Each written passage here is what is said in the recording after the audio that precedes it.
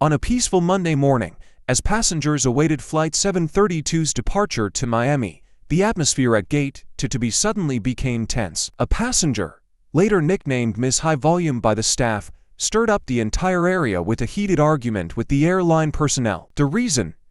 No one was quite sure, but her passionate words and shouts were enough to make everyone stop texting and turn to watch. What started as a minor disagreement quickly escalated into an incident that caught the attention of both passengers and security staff. And that's how the chaotic, humorous, and satirical tale of the worst way to act at the airport began. It all began at Gate 2B, where the pre-boarding comm was shattered by a passenger we'll call Miss High Volume. Her voice, as distinct as an overhead announcement, carried across the terminal as she unleashed a tirade about, well, no one was quite sure. Speculation swirled among fellow travelers. Was she upset about the glacial air conditioning, the seating arrangements that clearly violated her personal ranking system? Or was it the stubborn vending machine that rejected her crumpled dollar bill for the third time? Whatever the cause, Miss High Volume was making her displeasure known with a verbal arsenal so spicy it could double as seasoning for the airline's complimentary peanuts. The airline staff, expertly trained in crisis management or at least in smiling through gritted teeth, attempted to pacify her. But after enduring one-to-many colorful phrases, they made a decision. Miss High Volume's journey would end here. Calmly but firmly, they informed her she would not be boarding. To this, Miss High Volume reacted with the theatrical indignation of a misunderstood artist. Me? Removed, for talking. This is America. She bellowed, arms outstretched like Lady Liberty herself. Her impromptu defense of free speech drew stares, chuckles, and a few discreet recordings from bystanders. And so, what might have been a mundane boarding process transformed into an impromptu drama at Gate 2 to be a drama where Miss High Volume was determined to play the lead. The situation took a sharp turn for the worse as Miss High Volume, a self-proclaimed victim of injustice, doubled down on her innocence. I was just on my phone, she proclaimed, her voice cutting through the ambient airport noise like a foghorn in a silent harbor. The irony was not lost on the crowd, many of whom were now documenting the incident on their own phones, perhaps for posterity, perhaps for TikTok fame. Refusing to budge, Miss High Volume staged an impromptu sit-in at the boarding gate, her carry-on doubling as both a C and a statement piece. The staff, exuding a combination of professionalism and barely concealed exasperation, employed their best conflict resolution 101 strategies. One attendant leaned in cautiously, as though approaching a volatile wild animal, and spoke in measured tones. "Mom, please. You're creating a disruption. We can't allow you to board in this state." But Miss High Volume was not to be pacified. Her rebuttal came swift and loud. "A disruption? I'm not causing a disruption, you're causing a disruption. This isn't a scene. This is a travesty, a miscarriage of justice." With all the flair of a Shakespearean actor, she clutched her carry-on like a dramatic prop, as if preparing for an Oscar-worthy monologue about oppression at the airport gates. Onlookers began whispering among themselves, some entertained, others visibly irritated. "What did she do?" someone murmured. "I think she insulted a flight attendant," another replied. "No. I heard she was screaming at her phone," chimed in a third. Meanwhile, a baby in a stroller nearby burst into tears, whether from fear or solidarity with Miss High Volume. No one could say. As the staff glanced at one another, silently communicating in the universal language of shared dread, it became clear that this was no ordinary boarding melee. What began as a routine reminder of flight protocol was rapidly evolving into a theatrical event none of them had signed up for. The scene was set for further escalation, and the next act promised to be even more chaotic. Just as the situation reached a boiling point, the airport police entered the scene with a weary air, as if they had just finished handling a tense shift or mediated a fierce battle between three children fighting over the last seat at a crowded gate. They didn't seem the least bit enthusiastic about dealing with yet another dramatic episode. One of the officers, with a polite yet firm tone, informed Miss High Volume that she was now trespassing on airport property. Her reaction, a mixture of astonishment and outrage. "Trespassing? I paid for this flight. How can I be trespassing when I have a right to be here?" she responded, her voice rising as though her ticket wasn't just a boarding pass, but a deed to the entire gate area. The officers patiently explained that by refusing to leave the area when asked, her presence had become unwelcome. However, Their patience quickly wore thin as Miss High Volume immediately shot back. "And welcome. Well, then welcome, gentlemen." Her sharp, off-topic retort was both provocative and nonsensical, causing the officers to exchange looks that seemed to say, "Here we go again, another one who doesn't get it." In the following moments, the police attempted to steer the conversation back to reason, but Miss High Volume had no intention of cooperating. Their explanation seemed to fall on deaf ears as she persisted in her argument that she could not possibly be trespassing if she had paid to be there. With every word, she solidified her role as a self-appointed lawyer at the gate, defending the rights she believed were being trampled upon. The confrontation was becoming increasingly reminiscent of a game of cat and mouse, where the officers were doing their best to maintain composure while Miss High Volume escalated the drama. Passengers around them, who had been napping or scrolling through their phones, had now become unwilling spectators to this unwanted play, with the arrival of the police adding an extra layer of suspense to the spectacle. "Why can't you tell me what I did wrong?" Miss High Volume demanded. The officers exchanged looks that screamed, "Not this again." They explained again that this wasn't a negotiation, she needed to leave. Right from the start, Miss High Volume demonstrated a lack of understanding of the situation, even showing impatience with the explanations from the airline staff. Her question, "Why can't you tell me what I did wrong?" not only displayed confusion, but also a refusal to accept the reality that her actions had caused a disruption and disturbed other passengers. It was as if she was searching for a logical reason to keep defending her position, not realizing that in this scenario, the staff had already made their decision and all that was left was for her to comply. Meanwhile, the staff exchanged weary glances, their fatigue and frustration palpable. They didn't need to say a word. The look they exchanged carried an unspoken message. Not this again. This was a familiar image to them, the seasoned professionals who worked in the stressful environment of an airport. They had explained themselves too many times, but this passenger's stubbornness and lack of cooperation showed no signs of stopping. Having to deal with this issue again felt like being trapped in an endless loop, but Miss High Volume was steadfast. "I'm not moving until I get an answer," she shouted.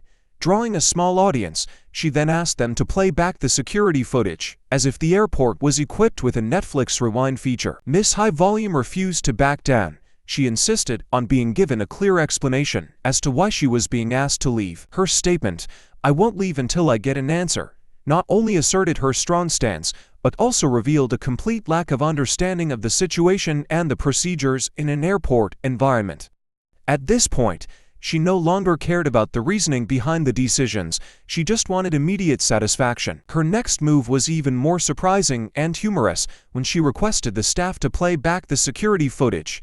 In her mind, perhaps, the request seemed like asking to pause and rewind a Netflix show, where everything would be explained from the beginning. However, she didn't realize that reviewing security footage wasn't a quick solution to clarify the situation. It was an unrealistic demand, especially in such a tense context, showing that she was trying to find a loophole in the system to prolong the argument. Miss High Volume was not only determined, but also completely unaware of her surroundings. Her stubbornness was evident in her refusal to accept any explanations from the staff. This not only inconvenienced those around her but also displayed a lack of respect for the rules and decisions of the authorities. She showed neither flexibility nor willingness to cooperate, something many other passengers in a similar situation might have done. Her request to play back the security footage was a humorous exaggeration of how far she was willing to go to find a justification for her actions. It was an unreasonable and illogical request, like asking to book a doctor's appointment over the phone without any examination. We can't help but notice the humor and irony in how this passenger handled the situation. Her request to play back the security footage reminded us of those fictional scenarios where everything can be edited and reviewed as easily as in a reality TV show. It made us wonder whether she was aware of reality, or if she was living in an alternate universe where everything could be changed with the push of a button. When all attempts at persuasion failed, the security staff had no choice but to proceed with the arrest. At this point, the scene was nothing short of a tragicomedy, as Ms. High Volume, her nickname for the disruptive passenger stood in the airport, her face flushed with disbelief at what was happening. She yelled, "You're arresting me for sitting here like this." Her words were filled with indignation and surprise, as though she was fighting for some noble cause. She seemed to think her actions were a struggle for justice, akin to what Rosa Parks did by sitting on the bus, although this comparison was clearly a huge misunderstanding of both history and the situation. Ironically, she was entirely unaware of the humor in the situation, a woman being arrested for refusing to leave, all because she was upset about not being allowed to board. As the staff tried to restrain her, Miss High Volume began to thrash violently, like a puppet in the hands of a mischievous child. She flailed and kicked as though she were in a wrestling match, causing chaos not only for the officers, but for the surrounding passengers. In the midst of the struggle, her purse flew open, spilling its contents in a wild mess: sticky notes, scraps of paper, old credit cards, and a disorganized collection of lipsticks that nobody could quite understand why they were in such a small bag. Everything spilled out, as if she was staging a quick escape, but inadvertently creating an unforgettable spectacle. From the perspective of onlookers, the scene was both humorous and surprising. After all, this was an airport, not a silent film. People stood around, seemingly confused and in disbelief that a simple argument had escalated to this level, with security struggling to contain a stubborn passenger. This spectacle was not only a confrontation between her and the security staff, but also a confrontation with her own misunderstanding of authority and control, a lesson she would likely need to learn in the future. What had started as a minor dispute at gate 2B had now transformed into a full-scale debacle. As the security officers and police began to take measures to remove Ms. High Volume from the airport, everything shifted into a tense, chaotic struggle. They tried to restrain her, but she reacted as if she were participating in a professional wrestling match, wriggling and writhing while shouting endlessly like a barrage of fireworks. "This is abuse of power," she yelled, her eyes glaring at one of the officers attempting to hold her down. At this point, her body had become so out of control that she accidentally elbowed one of the officers in the stomach, causing them to stagger back. However, no one was seriously injured, but the situation had clearly become much more complicated. Despite being restrained, she continued to protest. "I'm the victim," she screamed, causing everyone around her to turn and wonder what she was talking about. She saw herself as a victim of an unfair system, when in reality, her disruptive actions and failure to comply had led to the situation. She didn't stop there, and yelled even louder, "Don't touch my purse, it's my private property." This was all because the security staff was trying to retrieve her identification to complete the process, but she protested at every step. "I have the right to keep my belongings," she shouted, treating the search as a grave violation of her privacy. She was not only frustrated by the inspection, but also expressing anger as if losing her wallet was the most serious matter in the world. Each of her words was uttered with a sense of injustice and bitterness toward those trying to enforce the law. However, while she believed herself to be a victim of unforgivable injustice, her actions only made the situation worse. Every obstruction served to heighten the tension in the air, complicating the standoff between her and the security staff even further. This scene was a comedy of contradictions, where the person causing the disruption saw herself as the victim, and those just doing their job were portrayed as invading her privacy. Then, just when it seemed things had reached a peak, an emotional wave hit Ms. High Volume. She suddenly quieted, and then tears began to fall, as if her entire world had just collapsed. "You're ruining my life," she sobbed, her mascara slowly sliding down her cheeks, creating an undeniably dramatic effect. The tears seemed to symbolize her desperation, but no one felt sympathy. Instead, people just stood there, unsure whether to feel sorry for her or laugh at her performance. Her friends, who had been standing at a safe distance, were now fairly confused by the situation. One of them, still perhaps not fully realizing the gravity of the moment, walked over and gently tried to console her, saying, "Calm down, everything will be fine." However, this advice was as futile as water on dry soil. "Calm down? How can I calm down when I'm being treated like this?" Miss High Volume shouted, showing no signs of stopping. The chaos escalated further. She started to shout even louder, her voice reaching a shrill pitch as though she were in a soap opera. "This is a conspiracy. You're all part of the conspiracy." She waved her hands, trying to appear strong and powerful, like a superhero in an out-of-date outfit, angrily criticizing everyone around her.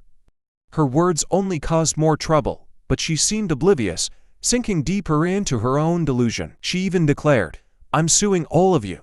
Her voice grew increasingly shrill, each word a challenge she believed would make everyone fear her. Her dramatic hand gestures, as if casting a spell, only made those around her weary, and they realized that she had completely lost control of herself. Meanwhile, the onlookers could only look at each other, sighing and shaking their heads. The entire area seemed to pause, and everyone understood that while she might have been fantasizing about reclaiming power or expressing her dissatisfaction, the truth was, no one doubted the situation had gone too far. She was no longer a passenger, she was the star of a drama she had created for herself. Finally, after a series of patient attempts to persuade her, the security staff was forced to take strong measures to escort Ms. High Volume out of the waiting area. She, refusing to give up, continued to shout, "You will regret today." A statement no different from a dramatic scene in a high-tension TV show, the sound echoing throughout the airport. She had completely forgotten this wasn't an entertainment show, but a real-life situation where she was the antagonist. As the staff led her away, Ms. High Volume continued to sigh dramatically, as though everything was one big mistake. "All I wanted was a seat by the window," she lamented, a tragic sigh mixed with irony. She had caused so much trouble and disrupted the atmosphere for hundreds of passengers, all because of a simple request that could have been resolved peacefully. She had just listened. This complaint, though somewhat pitiful, was utterly absurd given that she was the one who had caused the uproar. The security staff, now exhausted, exchanged looks of understanding. The glance conveyed it all. "This is one case we never want to handle again." They had dealt with too many tense situations and unruly passengers, but this one seemed to have crossed every limit. Their gaze reflected exhaustion, patience worn thin, and all they wanted was to finish the task and return to their regular duties, not to face someone like her again. In that moment, you could feel their fatigue rising. They had done their best to maintain order, to resolve the situation peacefully, but